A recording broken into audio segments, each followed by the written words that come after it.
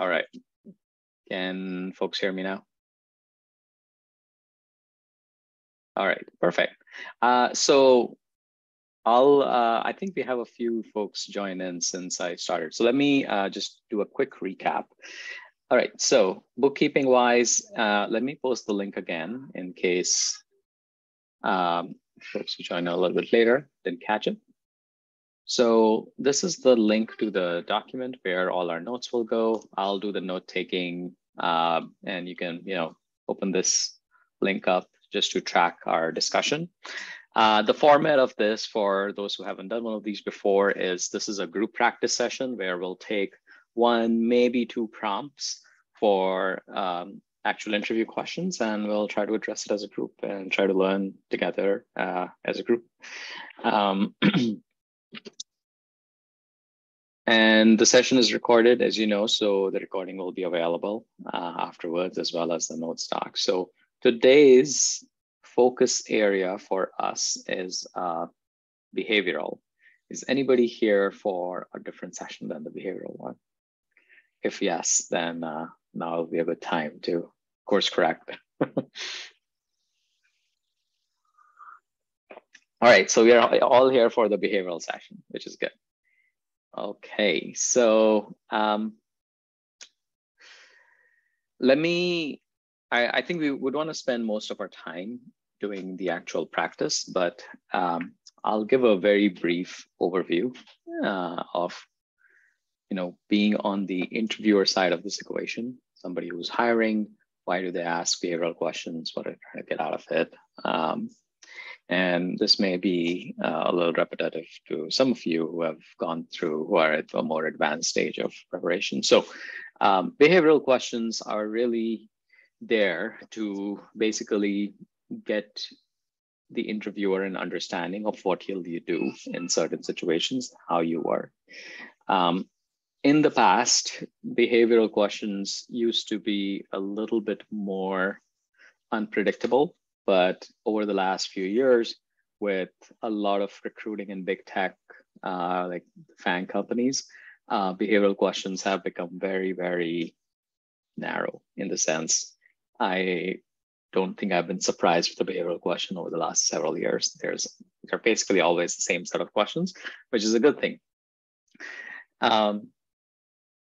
Any questions about behavioral so far? Otherwise, I'll keep going and share my point of view on what I look for as an interviewer and when we go through behavioral questions. Would you include Amazon in that as well? I know they probably focus more on behavioral more so than others. Have you typically, or is it just a wider range, or is it essentially the same thing, they just ask it in multiple different ways? Yeah, Amazon, I'll talk about the Amazon variation. First, I'll cover the general behavioral, kind of what to expect, and then discuss the special case of Amazon and what specifically they look for, but I'll cover it. What are some other questions at this time? Vishal, I'll be interested in knowing if there's a framework that you follow for these behavioral questions. Yeah. Okay, sounds good. So I'll cover exactly that first. Okay. Thank you. What else?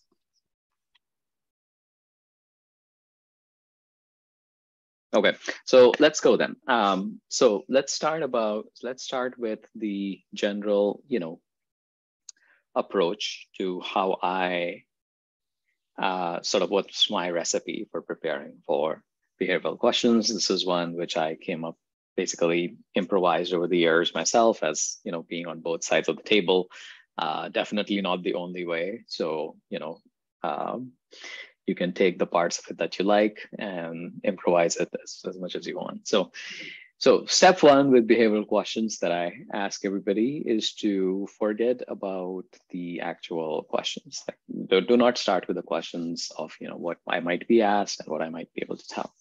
The most important thing in behavioral questions is basically you as an interviewee being able to tell your most impactful stories where you had the most impact on the business, on the customers, and being able to exhibit that as part of your answer. So I always ask some people to forget about the questions, do not start with the questions, start with basically between 3 to 5 positive stories where something good happened, and then start with maybe 2 to 4 negative stories. So don't try to come up with 15 stories, don't try to come up with 3, fall somewhere between 5 to 10 total positive and negative stories.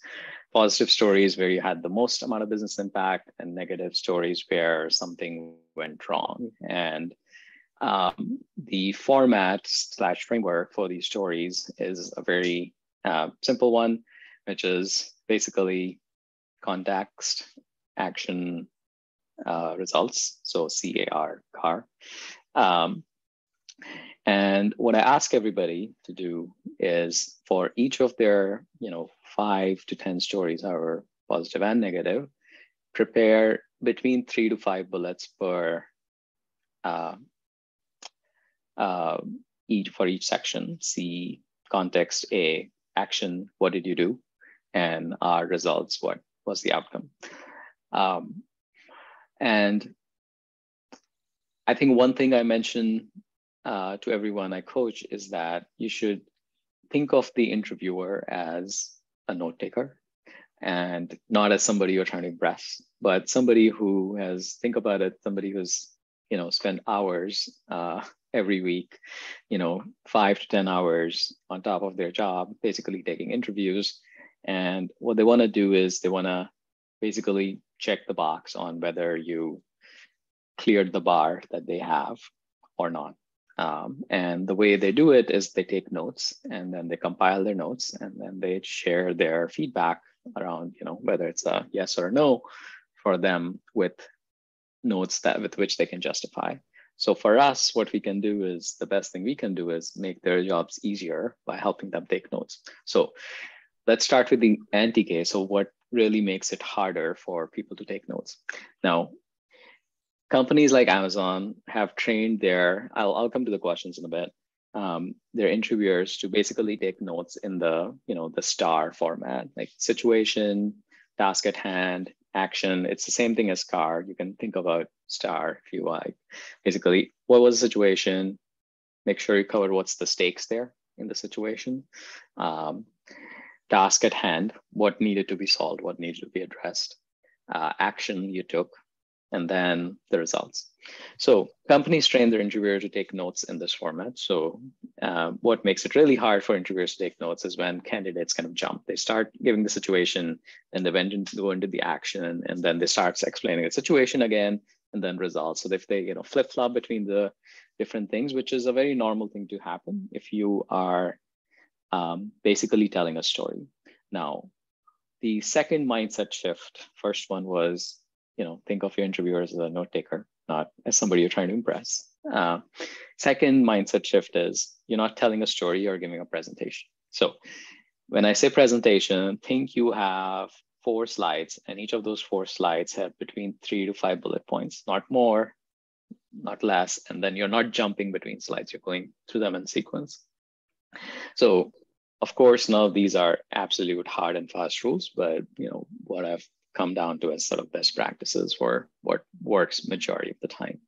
So, context, basically situation, this was what I was dealing with. 1, 2, 3. So when you have bullets, you kind of when you're thinking you're in presentation mode instead of storytelling mode, you're automatically kind of, you have clear transitions in how you speak. This is what was happening. This is what needed to be done. 1, 2, 3. This is what I did. 1, 2, 3. And this is what happened. 1, 2, 3. So that's kind of the second mindset shift, which I think helps and has helped me both as an interviewee and as an interviewer, for people to also practice, first be structured and have very clear transitions to help the interviewer take notes, but also practice the discipline of minimizing detail to only 2 or 3, maybe 4 or 5 most important things that needed to be covered about, how complex the situation is. So with that, I'll take a pause here because I went over a lot, and we'll do some questions, and we'll do a little bit of more of sort of best practices as it's going over, and then we'll get into the questions. So, Samir, thanks for waiting. No, thank you so much. You mentioned that usually the interviewers are taking behavioral questions will just look for these bullet points. But usually what I've noticed is that behavioral questions are usually asked by the hiring manager because the other ones are focused on technology or product strategy design. They have their own jobs. But the hiring manager usually is more interested in knowing the behavioral aspects of things.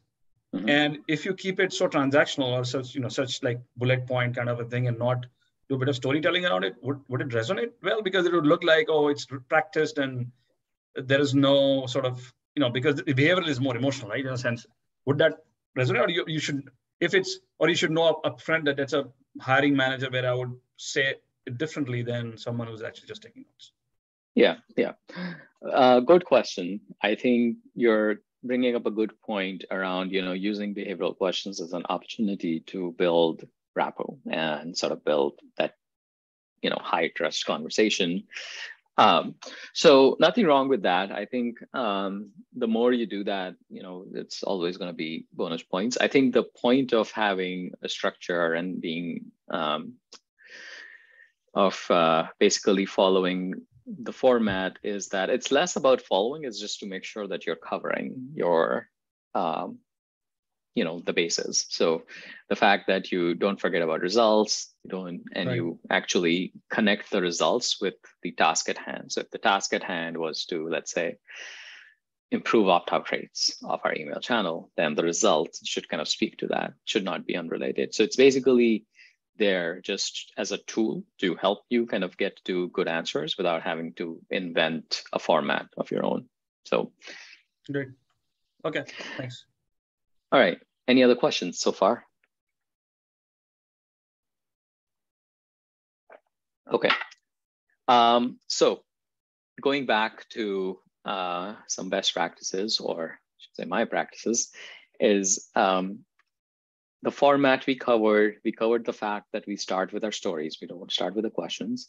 And now, how do we actually, this is the leap of faith that I ask all my candidates who get coached by me to take, is follow this format, spend a couple of days, come up with stories that are punchy and have good bullet points. Definitely do not write full sentences. Always have bullets. The same way you'll have bullets on presentation. You don't write full sentences, and you let the flow of the conversation, basically let the sentences flow as you cover those bullets. So that's kind of the rehearsal points. If you have like written sentences, they will definitely sound rehearsed. But if you have bullets, then you're in sort of presentation mode. You're kind of not saying the exact same sentence again. You're kind of making sure to cover the bullet and move on. Okay, the leap of faith here. The leap of faith is that after going through this exercise, people are usually not sure if they have enough coverage to cover the vast variety of questions that they may be asked. Because questions can be infinite, right? There could be many, many variations of questions. How do you make sure that you have stories to cover each question? So what I tell everyone is that we will not, the practice of not starting with questions is because we make a loose connection with questions later on. And the way I prove it with folks is that once they have their stories, for different variations, for different questions, you can always highlight or, speak about a specific bullet in a certain way, which addresses that question. So for example, if, you have prepared a story for your most important accomplishment, right? And then the question, it goes something like this. Tell me about a time when you used data to align different stakeholders. So what the snap sort of judgment or decision that people, that I make my candidates train on in the first 3 seconds of when you are asked a question like this, the decision you're making is, okay, which of my 5 stories or 6 stories are the ones which I want to cover this question, and what part of that story do I tweak in order to address that specific question? So, if the match is with my first positive story, which is most proud accomplishment, then basically as I'm talking about the situation or I'm talking about the task, I'll basically just, highlight that part of that story a little bit more. So basically you're sort of not exactly improvising, but you're just tweaking your story just enough so it addresses the question directly. But what you're definitely not doing is you're definitely not preparing different story for each different permutation of a question. So this is always a little bit of a controversial and a little bit of a leap of faith. But so I'll stop here, pause, and let folks ask some questions before we start. If not, so let's keep going so we can actually get into a question. And then I think what gives people confidence with this method working for them is I do rapid fires where, we don't go through the same stories again and again.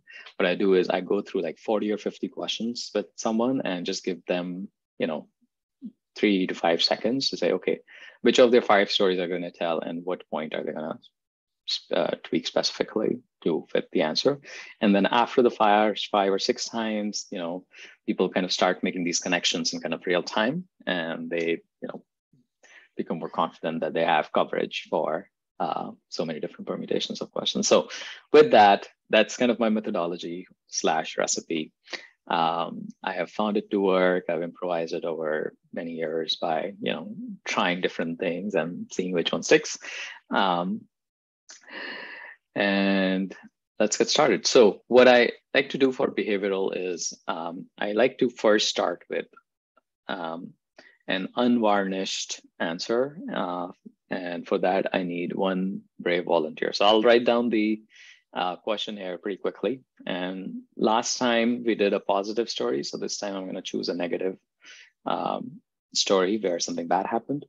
And what I forgot to mention earlier was the only thing that changes with negative stories and positive stories is that negative stories basically just add one more slide at the end, so to speak. So if your 4 slides are STAR, situation, task, action, results, there'll be like one more slide L at the end, which is the learning slide, where you'll just want to talk about 1, 2, or 3 learnings that you had.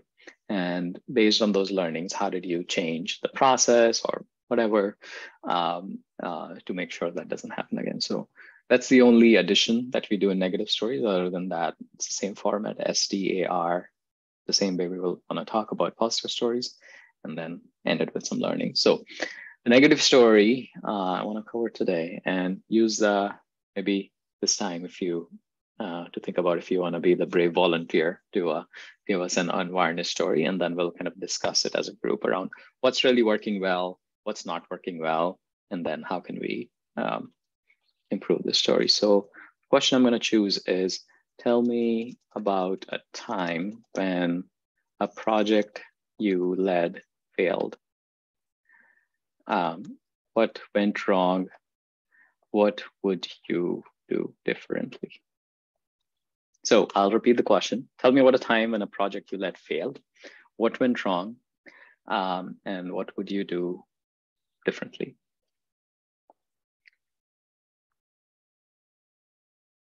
So at this point, I'm gonna wait and see who is gonna be our brave volunteer. I'm not looking for a full, proper story. I'm just looking for raw material. So unvarnished, if you have a story that we can work with, then we'll use the rest of our time to get feedback on that story, see, basically workshop it as a group and see what we can end up with. I can, Sameep, I can give you some sort of a situation that might help. Sounds good, Sameep. Thank you. Yeah, so I think just one clarifying question here is, does it have to be like a project that did not go anywhere, or maybe a project that is only one? I mean, we were hoping that project would finish in a year, but it took like 2.5 years, like almost double. It's a big failure, right? I mean, in the sense, especially for a startup or something. Is that could that be considered as a failure, or it has to be like, oh, the project shut down and nothing happened? I would say that would qualify as failure, yes, if you failed on the goal that you had set.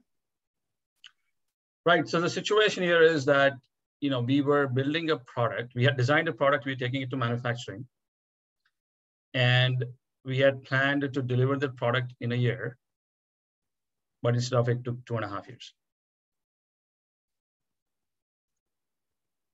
Right. I mean, if you want more info, I'm just giving you material, and if you want more, I can keep. Yeah, I think we'll certainly. Do you want me to tell you the star, or do you want me to do the star thing and then move forward, or how do you want to do the exercise? I mean, I can say the star part. Yeah, I'll take the notes and I'll try to organize in the star format, but you can just give me, whatever information you think is relevant to kind of communicate. What was the nature of the project? What was your role in it? So we want to kind of cover those kind of things in the situation. Also, one thing which is kind of a common mistake is not communicating what were the stakes. So basically giving a sense of the scale around, is this something you're working on that affected 10 people, 1 billion people, revenue, or dollar figures, etc. Anything that helps the interviewer understand the sense of scale is something you want to cover. And right. So in this case, I mean, describing the situation. Right. In this case, so basically we designed a product, and I was a co-founder. I was responsible for launching the product, but not the manufacturing side of things. And we recruited someone to take us to manufacturing. Our entire marketing campaigns, everything was based on a delivery of the product in a year. And our existence of the company itself depends on that, right? In the sense we fundraise with VCs and everybody depending on the delivery line of the product.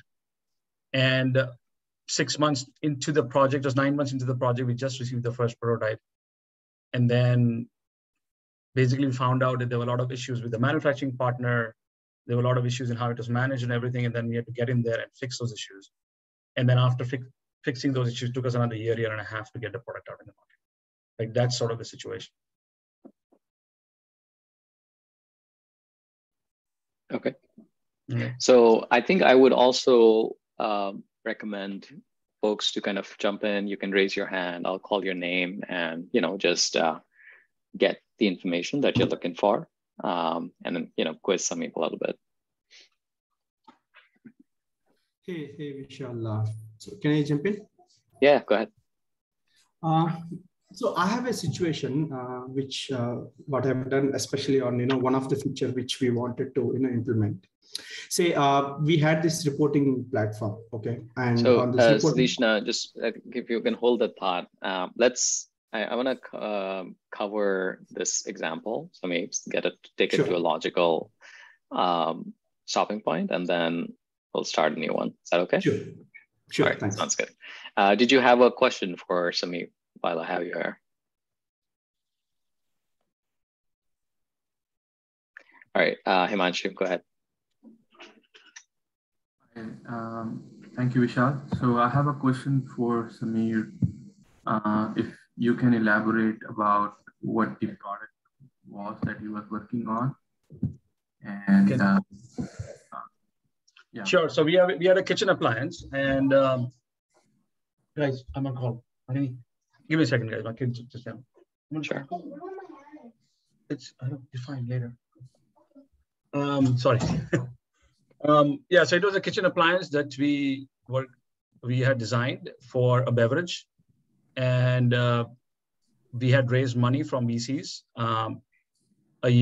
6 months into it, where we actually prototyped the product, and we did engineering prototype, and then we had to take it to the manufacturer to manufacturing, and that was the product. So when we took it to the manufacturing, we went to China.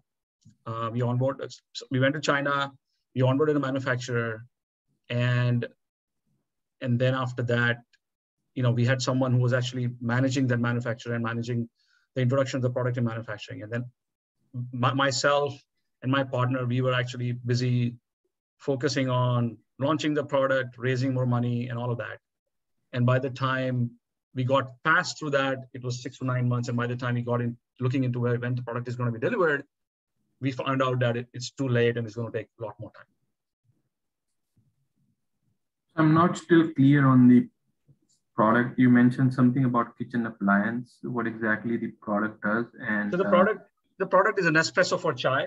So if you're a chai drinker, you know that chai is actually a very complex product to make. It takes a lot of time. So we've delivered a product which is like an espresso for chai. So you could get a machine, you could get caps, and you can make chai within 5 minutes. You can customize. You don't have to stand over it. It's very easy to make chai, and that's our product. The value proposition was you can make the chai quicker, right? Yeah, without standing over the stove. Cleaning is easier. Basically, from 15 minutes to 10 second setup, 10-second cleanup. Okay. And the second question I have is, what was your role in this project? So I'm the co-founder of the company. Mm-hmm. And my role was everything to do with supply chain, not manufacturing, everything outside manufacturing, all supply chain, marketing, fundraising, and business operations. Got it. So, Samir, I think the situation is clear to me. Thanks for going over some of the details.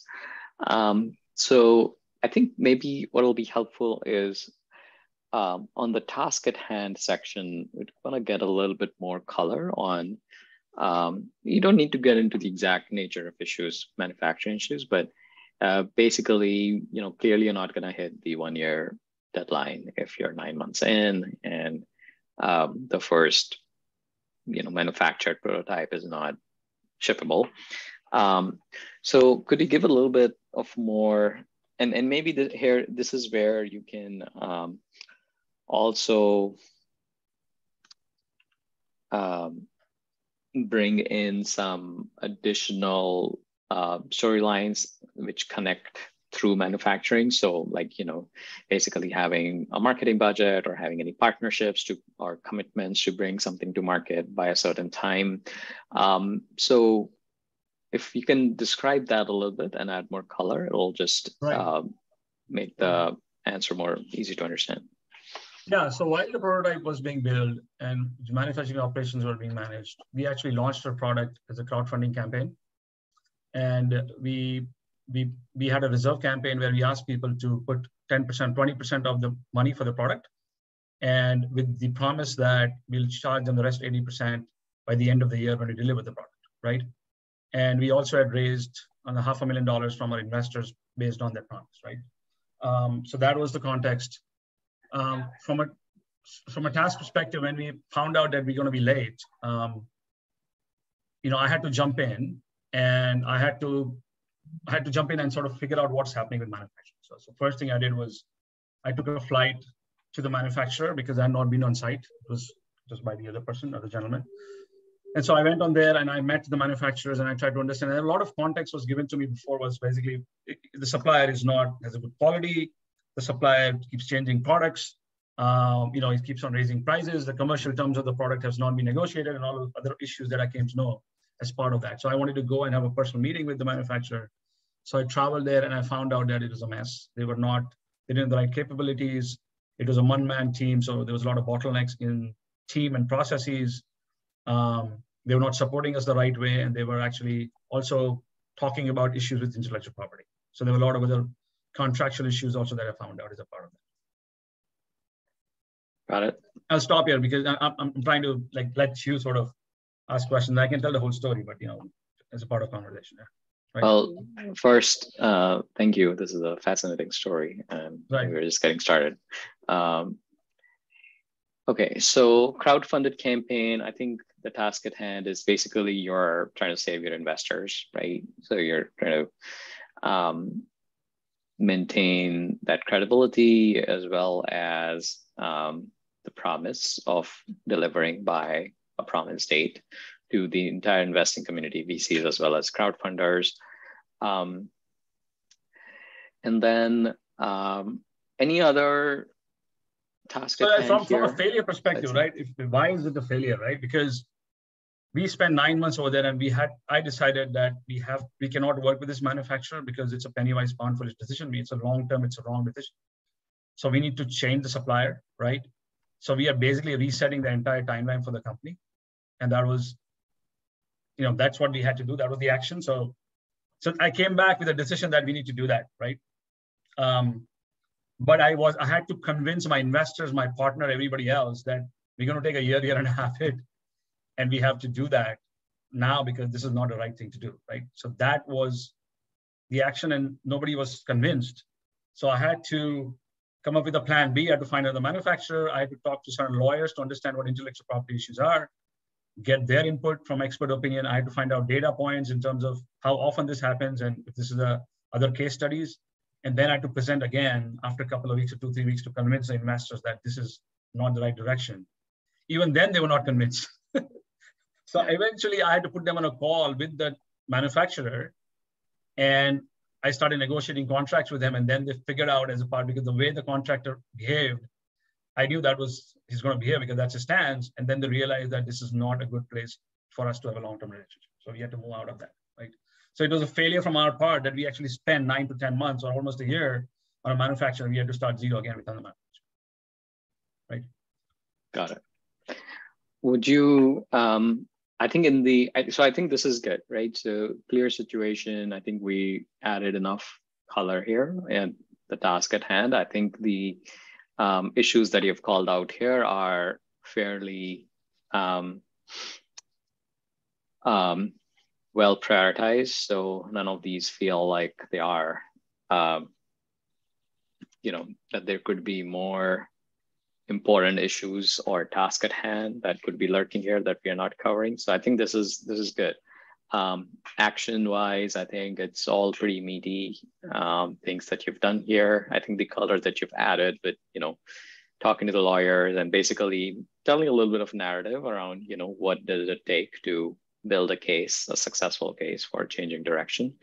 So I'm just sharing my, as an interviewer, I would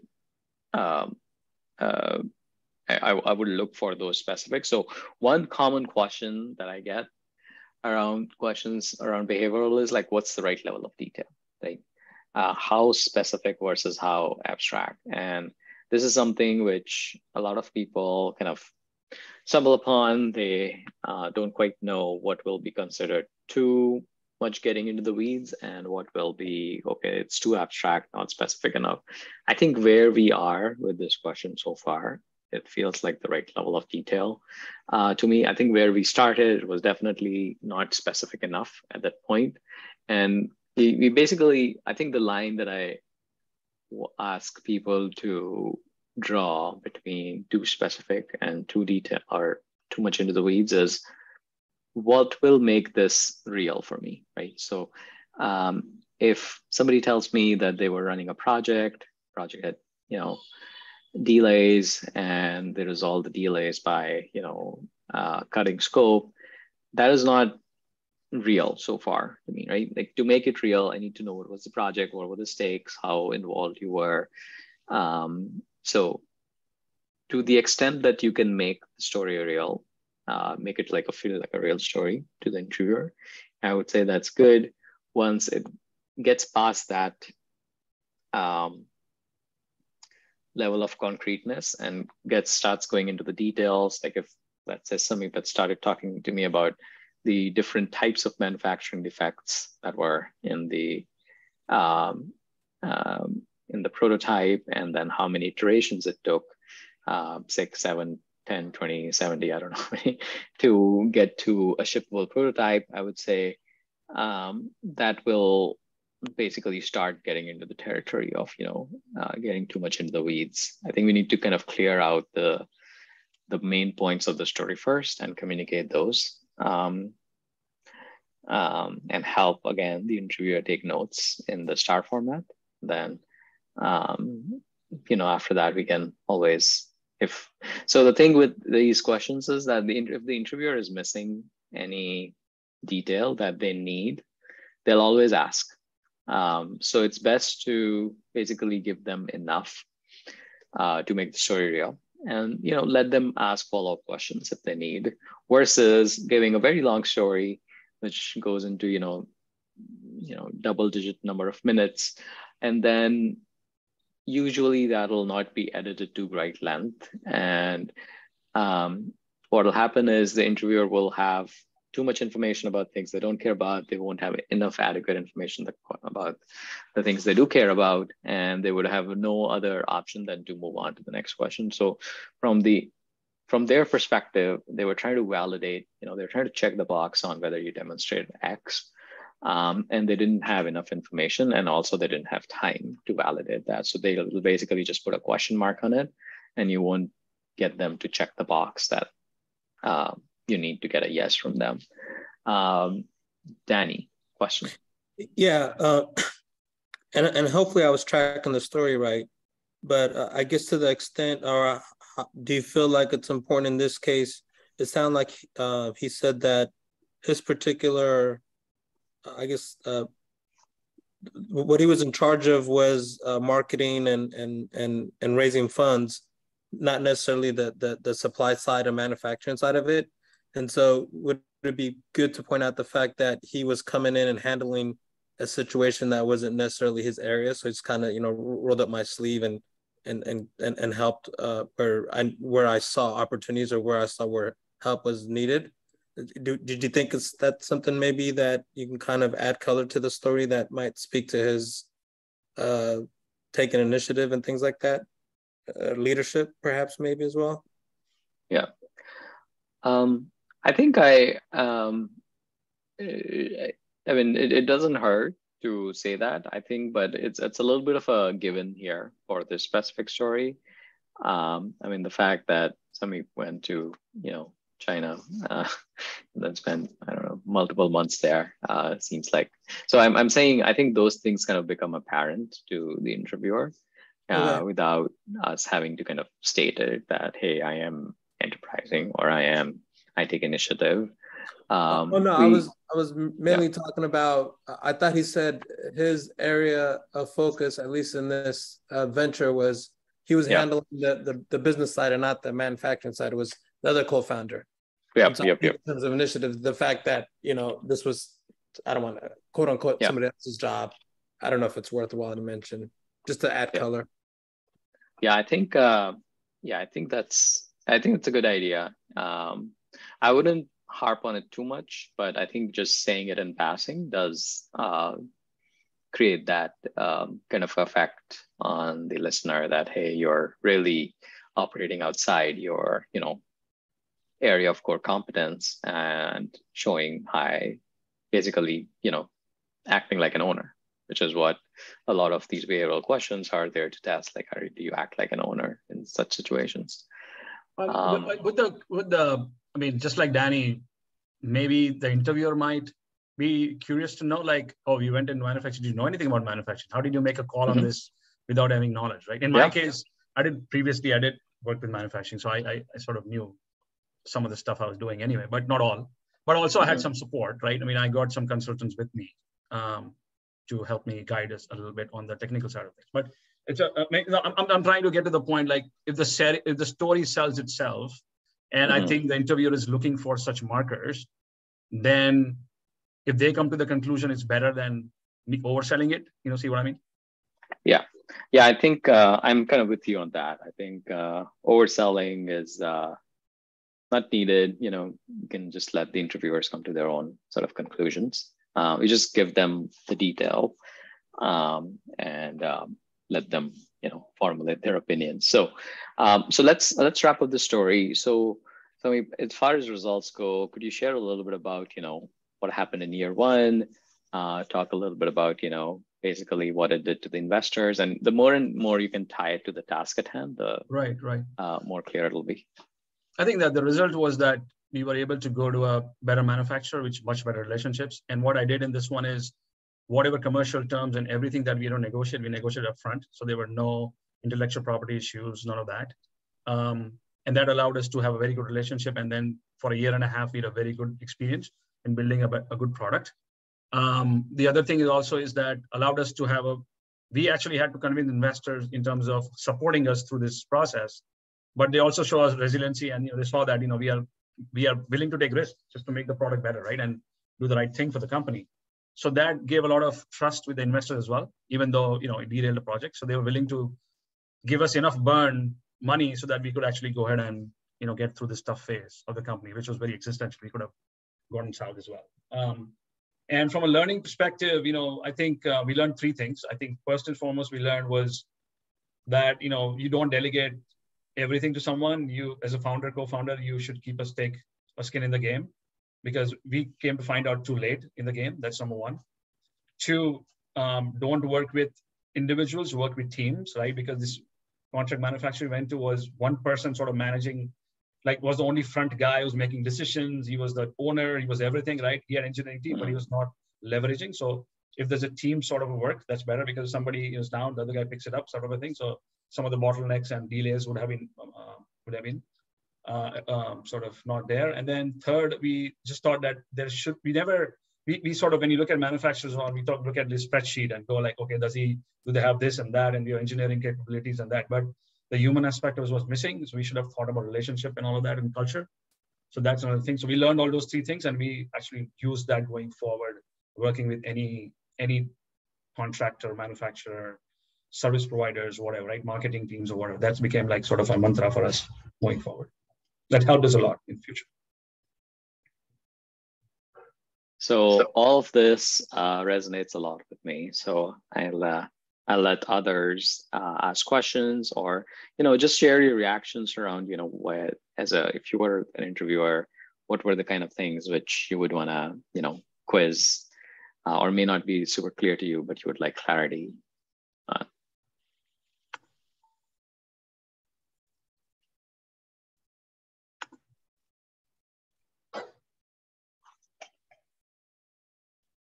Thank you, Sameep. I think this is actually a very good demonstration of what would constitute like as a good story. And I have a behavioral interview tomorrow with. So let's yeah, I think there was a question which I haven't answered yet around Amazon. So what we have covered so far is the general behavioral. Now at Amazon, Amazon does a more specialized version of behavioral questions. So the way Amazon, so I worked at Amazon, I interviewed and hired people as well, and was part of a lot of interviews. So typically what will happen is the hiring manager will say, okay, I'm hiring for a PM role. Out of these 14 or 16 leadership principles I have, these are the ones that are most important, because one, it's a PM function, and second, because of the nature of the role. So for instance, I'll say, okay, well, what's really important for this role is customer obsession. So if you aren't familiar with Amazon leadership principles, they share it on their website. So customer obsession is one of them. Invent and simplify is another. I'll write a lot is another. But hire and develop the best, that's another leadership principle. That's not important. So what I'll do is as a hiring manager, I'll assign maybe 2 or 3 leadership principles per interviewer, and ask them to ask questions which demonstrates those leadership principles. Now, the way these questions are framed, not all the time, but sometimes you can tell which leadership principle is based on. So for instance, if the question is, tell me about a time when you went against your team and your management to deliver results for a customer, that could be like a deliver results type of question. Or tell me about a time when you used when something went wrong with the business and it wasn't quite clear what went wrong, and then you use data to bring clarity to the situation. So that could be, a question around dive deep or bias for action. It's hard to tell. I don't tell people to try to relate the questions and guess the leadership principle, but Amazon, long story short, will tend to be heavier on behavioral questions because they want to establish that you have demonstrated those leadership principles in previous opportunities. As an interviewer, I am basically looking for specific enough instances where in your story where that leadership principle was demonstrated. So if leadership principle I'm trying to test for is dive deep, I might probe you a little bit on what was the nature of the data that was available, how deep did you have to go into your analysis, what did you have to do to collect all the different data sources, was there any conflict in different data telling you different things. So I might probe a little bit on those factors depending on the leadership principle. So the best thing to always do is to just rely on your best previously prepared stories and give the interviewer a chance to probe on things that they care about by keeping your stories punchy, to the point, short, presentation mode, and easy for an interviewer to take notes on. So when I'm taking notes, I'll kind of take the notes as an interviewer kind of the same way as you see on this doc. I'll basically type out my situation, task, action, results, learning, and then I'll try to gather the bullet points, kind of how you see here. I won't take notes of everything. Basically, I won't verbatim take notes. I'll try to distill paragraphs into bullets, so to speak, or sentences into bullets. The easier you make it for me, the more time I'll have to ask any probing questions. So at Amazon, the other thing is that the interviewers are trained to keep probing until they get the data point on whether you demonstrated that principle or not. So they'll come at it from different angles. Don't think that if they're asking a lot of questions, it's a bad sign, or if they're not asking any questions, that's a bad sign.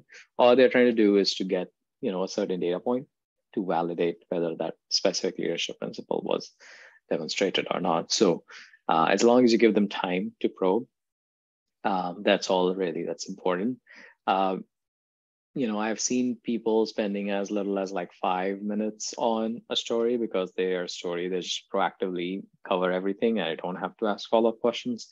I've also seen spending maybe like 20 minutes on a story and doing a lot of back and forth and probing. Both are not, none of them are wrong. What matters at the end of the day is that you help the interviewer check the box on, the leadership principle that they have written in front of them that they have to rate you on.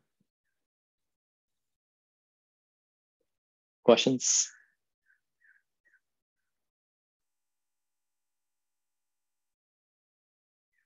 Okay. What are some of the other things people have on their mind? Like when it comes to behavioral questions, what are some open questions? I think we can spend the rest of the time.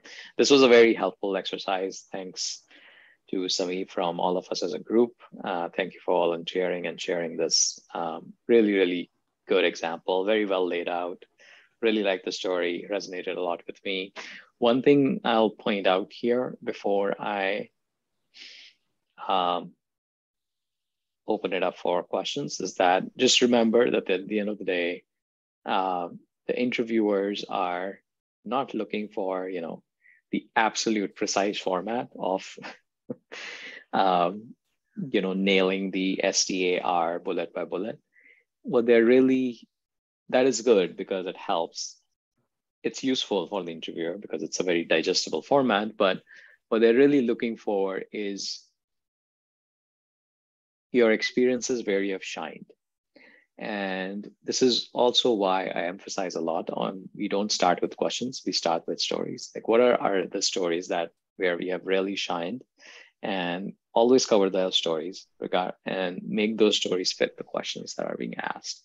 The flip side to that is basically what you should never do is try to come up with the story on the fly where, the interviewer asks something very specific, like, okay, tell me about a time when you had a disagreement with a manager and you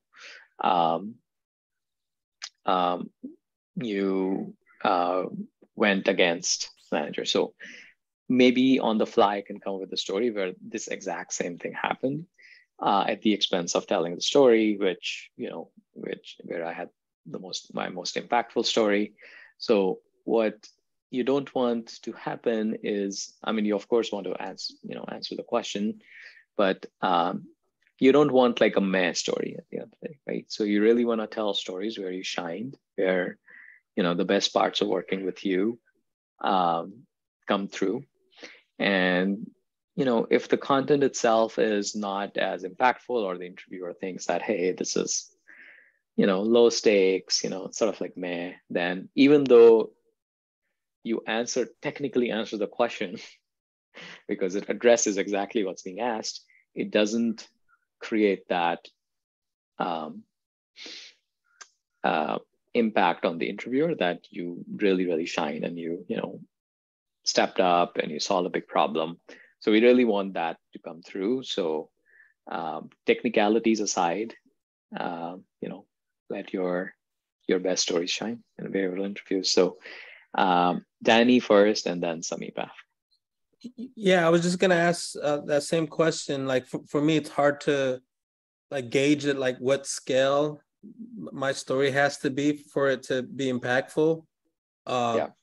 So I guess is one way of looking at it is maybe drawing back from what's in your resume and trying to see what you can tease out of it. I guess how do you determine whether a story is impactful or good enough, right? Because it's all seems arbitrary, at least. Yeah, good question. Yeah. I would say don't worry about, how impactful a story has to be. That level of, fitting of your experience and this and the seniority of the role will happen regardless. So I would say just pick the stories where, you think you did some, the most important work that you have done.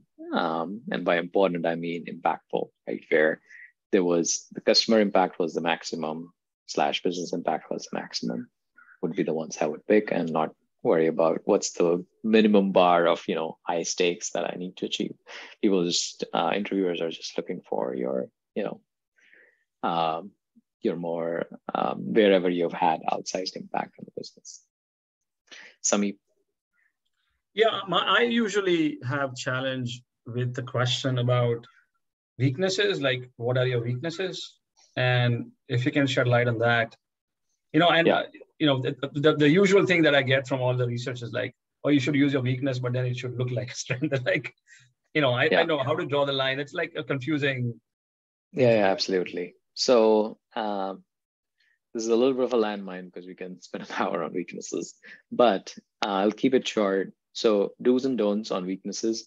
Definitely do not pick a weakness that is sort of a pseudo strength, like I work too hard or I care too much. Those are not answers. They are just you bragging and sort of like immediate disqualifiers. Like, okay, you just don't want to answer the question. So don't, I would say the best advice I have gotten, and the one I also give, is that let your weakness question be the one where you be sort of the most authentic about what truly is something that you hear in your performance reviews or areas which you are working on yourself. I think the flip side and the only mistake to avoid there would be to basically pick something which is which is way too much of a red flag. So if you're interviewing for a PM and you say, well, I just don't, I just have a hard time with data, and it's just not something I'm interested in. Saying things like that would definitely be taken as a red flag. So don't say that. But, one way to say the same thing could be that, hey, one of my weaknesses is that I'm not trained on SQL, and it's something which I'm working on. And, I spend some time outside of work to train myself on becoming better and better at being more analytical and connecting, basically being able to tell a story by looking at disparate data points. That's something I'm working on, and something which I would consider an area of growth for me. So hopefully that answered your question. But it's the one question that I think trips most people. So it's a very frequently asked question. Thank you. Hey, Manchu. So in one of the interview, I was asked what was the most challenging problem that you worked on. And, I did the same. It was an Amazon interview. Like I did the same thing, like context, and then the task in hand, actions, result, and then summary. The feedback that I later on got it was not enough strategic involvement. So I don't know how to, complete though the points were there, everything that Amazon is looking for. Yeah. How can we complete the answer so that we cover all the aspects? Yes. So this is where I think I feel like I have done this a lot. I have done a lot of workshopping of people's stories with them. So unfortunately, and this is the case with me as well, I suffer from the same problem. When I'm telling my own stories, I don't really tell them well. Like whatever I think is important, doesn't land well, and then what would land well, for some reason I don't consider them. So my finding after doing a lot of workshopping, working with individuals, kind of one-on-one, has been that everybody, for the most part, to the extent that they're not, just 1 or 2 years out of undergrad, will have enough in terms of richness in their stories, where they can demonstrate things like strategic involvement and things like, customer obsession, those kind of things, pretty clearly. But it does need, you to work with like a partner who can really workshop these stories with you. And typically the way they go is I ask a lot of questions, I ask a lot of details, and I've actually done this a lot with engineers as well, who are, classically just not very well attuned to telling compelling stories. They kind of immediately go into the details. So I would say, if your stories are missing that factor where you're getting this type of feedback, I would say work with someone, let them quiz you, let them, it could be your partner at home as well. And they will ask you certain questions and they'll tell you which points, or based on the details you share with them, are the ones which resonate with them. So I think it's a little bit of a workshopping exercise to make an answer which is very factually and technically correct, but is missing that, compelling narrative in it. So there's like a little bit of an art. We start with, raw information, then we get into a little bit of a flow, and then finally we get into, having narrative in each of in all the storylines. So very, very long way to say that workshop it. Okay. Are there any workshops that you can recommend that we can do? Yeah, I think, if you can, you're always welcome to, bring your story in one of our future sessions, in a group session like this. Yeah, other than that, any opportunities for mock interviews, etc., we'll also tell you. There's me and other coaches like me on the website as well. If you really want to do very serious workshopping, you can choose that as well. So I would say, depending on what your needs are, there are multiple avenues. Okay, thank you. I just make my wife to listen to all the stuff I have. Thank you. It works. She gives me very good notes. So